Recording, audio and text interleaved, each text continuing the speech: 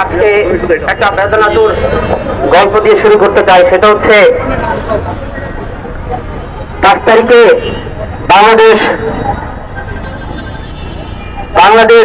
স্বাধীন হওয়ার, নতুন করে স্বাধীন হওয়ার যে স্বাদ গ্রহণ করার জন্য মানুষ উদ্বেলিত হয়েছে, ঠিক তখনই আমরা যারা পার্বত্য চট্টগ্রামের মানুষ, সাধারণ জনগণ, তারা কিন্তু সেখানে নিরাপদে নাই। তারা পার্বত্য চট্টগ্রামে কিছু চিহ্নিত উপজাতি সন্ত্রাসী গোষ্ঠী আছে, তাদের অতিষ্ঠে পুরো পার্বত্য চট্টগ্রাম আজ অস্থিতিশীল অবস্থার মধ্যে পড়ে গিয়েছে।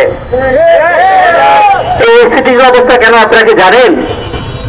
এই অস্থিতিশীল অবস্থার কারণ হচ্ছে আজকে দলতে পেরে চাঁদপাড়া, আমরা যাদেরকে পিট সার্কেল বলি, উনি হচ্ছে একটা বক্তব্য দিয়েছেন, সেখানে 5টা দাবি তুলেছেন। সেই দাবি বাস্তবায়নের জন্য এই নতুন সরকার যেটি হয়েছে, সে সরকারের কাছে যে বুঝানো যে এই 5টা দাবি যদি মেনে নেন তাহলে পার্বত্য চট্টগ্রাম শান্ত থাকবে।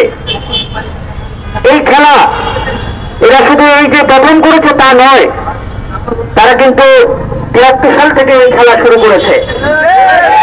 1971 সালে মহান মুক্তিযুদ্ধের মধ্য দিয়ে যে বাংলাদেশ স্বাধীন হয়েছিল, সেই বাংলাদেশের স্বাধীনতাকে তারা খুব একটা মেনে নিতে পারেনি।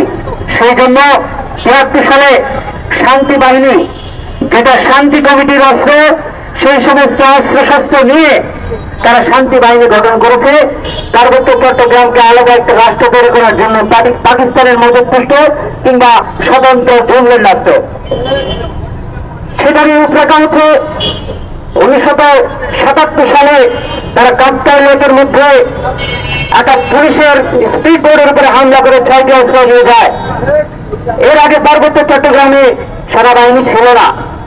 তারপর যখন সেখানে পুলিশ বাহিনী অনিরাপদ হয়ে গেছে, তখন রাষ্ট্রীয়ভাবে ডিসিশন নিয়ে সেনাবাহিনী নিয়ে যাওয়া হয়েছে। তাহলে কি এই সেনাবাহিনী নিয়ে যাওয়ার জন্য বাংলাদেশের জনগণ দায়ী নাকি সন্ত্রাসীরা দায়ী? যদি সন্ত্রাসীরা দায়ী হয়, সেই সন্ত্রাস কার্যক্রম কি এখনো বন্ধ হয়েছে? তাহলে কেন আজকে পার্বত্য চট্টগ্রামের নিরাপত্তার কাজে নিয়োজিত সেনাবাহিনীকে নিয়ে নানান ধরনের কথাবার্তা বলা হয়? আমরা স্বাধীনতার 53 বছর অতিক্রম করছি।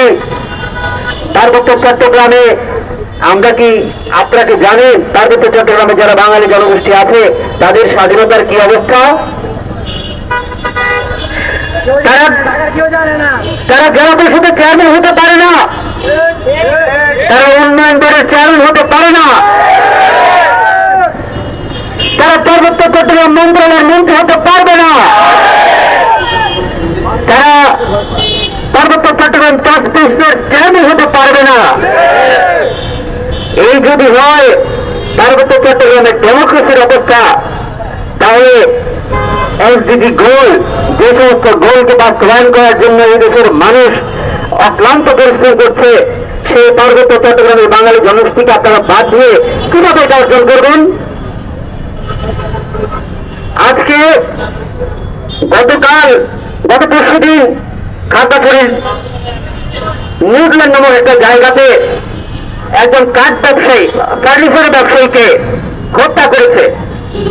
হত্যা করে তারা ভিডিও করেছে, ভিডিও ভাইরালও করেছে।